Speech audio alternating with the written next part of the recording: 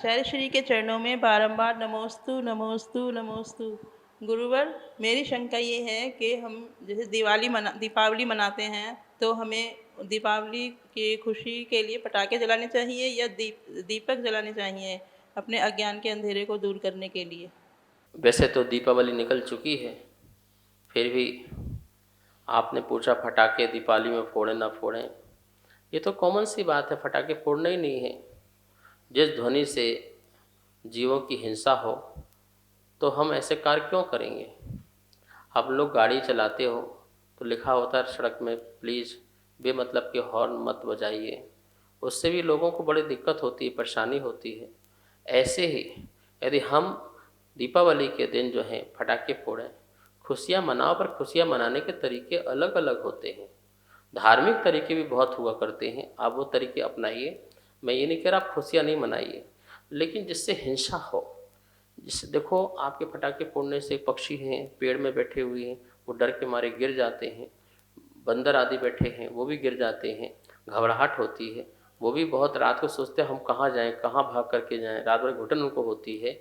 अपना जीवन सबको अच्छा लगता है, कोई संसार में मरना नहीं चाहता है, लेकिन उनकी इतनी घबराहट हो जाती है फटाके आदि फोड़ने से, वो भयभीत हो जाते हैं। कोई किसी को कष्ट देकर के कैसे खुश रह सकता है, नहीं रह सकता है। इसलिए अपनी खुशी ऐसे मत कीजिए कि हमें किसी को दुख देना पड़े, तो बिल्कुल नहीं कीजिए। और दीपावली निश्चित ही दीप आराधना आदि जो है वो अज्ञान के अंधकार को नष्ट करने के लिए है। हम भी उसमें सुरक्षित देखें, दीपों में भी जीव हिंसा ज़्यादा ना हो, कम जलाइए। उसमें भी कांच आदि का बर्तन जो भी कुछ कर सकते हो, जाली आदि का, वो सब व्यवस्थित देखना चाहिए। और उतना ही हमें जो है कार्य करना चाहिए जिससे हम अपने अहिंसा आदि का भी जो है अच्छी तरह से पालन कर सकें। नमोस्तु गुरुदेव। मेरा नाम इशिका जैन है, मैं सूरजमल बिहार से आई हूँ। मेरी शंका ये है कि हमारे मम्मी पापा पटाखे जलाने पे बार बार मना करते हैं, बोलते हैं पशु पक्षियों को बहुत तकलीफ़ होती है। तो क्या ये बात सही है, जबकि हमें पटाखे जलाने में बहुत मज़ा आता है? तो मेरी शंका का समाधान कीजिए। आपने भी वही प्रश्न पूछा जिसका जवाब मैंने दिया अभी, पटाखे आदि का। तो बता दिया कि पटाखे आदि नहीं फोड़ना चाहिए, क्योंकि पशु पक्षी आदि परेशान होते हैं। और हमें अहिंसा का जितना पालन हो सके श्रावक अवस्था में उतना हमें करना चाहिए।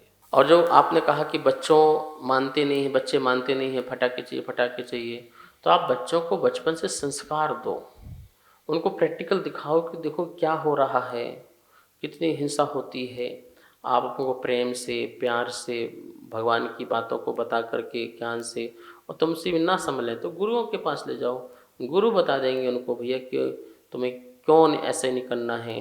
क्यों तुमको कोई तेज़ आवाज़ में कान में कोई बोले तो तुम्हें अच्छा लगेगा क्या? तुम्हारे कान के पर्दे फट जाएंगे। तो तुम ही सहन नहीं कर पा रहे इतने बड़े जीव होकर के, तो वो छोटे छोटे जो जीव हैं उनका क्या होगा, उनकी क्या हालत होगी। तो बच्चे समझते अच्छा हमें एनिमल लवर्स होना है, हमें फ्लावर्स लवर होना है, ट्रीट लवर होना है, हम उनसे प्रेम करना है। जब ये बातें उनको समझ में आती हैं तो फिर वो छोड़ देते हैं, ठीक है। और फिर अपने बच्चों पर इतना तो हक रखो, अधिकार रखो, इतना प्रेम करो कि हम जो बोले बच्चा वो बात माने। यदि आपकी बात नहीं मान रहा है तो इसका मतलब आप में भी कमी है कि बच्चा आपकी बात क्यों नहीं मान रहा है, क्या कारण है। ये भी कारण आप सोचो, विचारना, ठीक है ना। तो बच्चों को पटाखे ना मिलें, ना छुड़वाएं, यही अच्छी बात है। आचार्य श्री को मेरा त्रय बार नमोस्तु नमोस्तु नमोस्तु।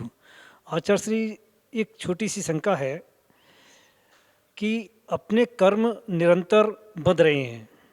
हम मंदिर जी में आते हैं, दर्शन करते हैं, कुछ पुण्य अर्जित करते हैं और कुछ कर्म की निर्जरा करते हैं। लेकिन गुरुवर, जब अपन मंदिर से निकलते हैं तो अपने कर्म निरंतर बढ़ते जाते हैं।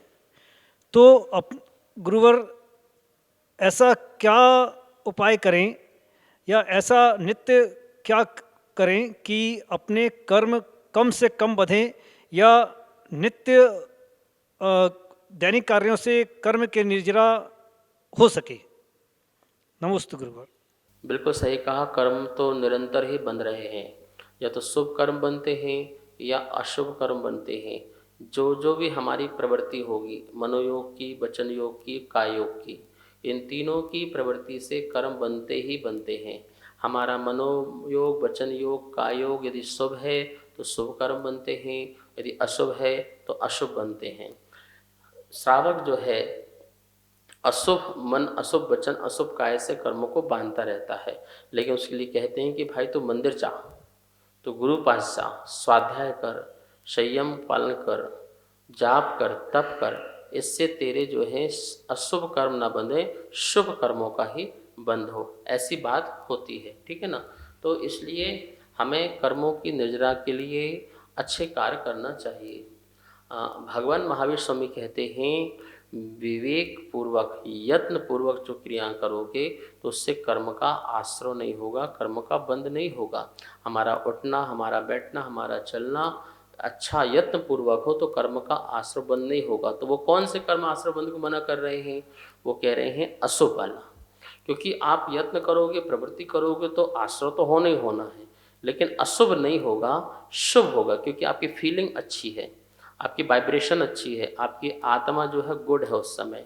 तो गुड अच्छा आत्मा होने से, अच्छी भाव अच्छे होने से, दया करुणा के भाव होने से और क्षमता भाव होने से, फिर वो अच्छे जो कर्म हैं, क्वालिटी के, अच्छी क्वालिटी के जो कर्म हैं, वो आपकी आत्मा से आकर के स्पर्शित होकर के चिपक जाते हैं।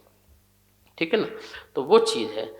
तो हम अधिक धर्म ध्यान में समय लगाएंगे, अधिक से अधिक अच्छा कार्य करेंगे तो हमारा शुभ कर्म बनेगा। इस शुभ कर्म आपके लिए शुभ साधन मिलेंगे, मोक्ष मार्ग के साधन मिलेंगे, और इन्हीं साधनों के माध्यम से हम अपना आत्मा का कल्याण भी कर पाएंगे। तो कर्म की निर्जरा हमारी हो अशुभ की, इसके लिए शुभ काम में लगना चाहिए, और संपूर्ण कर्मों की निर्जरा हो जाए इसके लिए शुद्ध ध्यान के लिए हमें प्रयास करना चाहिए। शुद्ध ध्यान में न शुभ भाव है न अशुभ भाव है, मात्र एक शुद्ध भाव है, ज्ञाता दृष्टा। वो बहुत ऊपर की बात है, मुनिराजों की बात है। तो हमें फिर उस मार्ग में भी बढ़ करके शुद्ध ध्यान करके कर्मों की पूर्ण निर्जरा के लिए हमें सफल प्रयास करना चाहिए। इस कार्यक्रम के पुण्यार्जक थे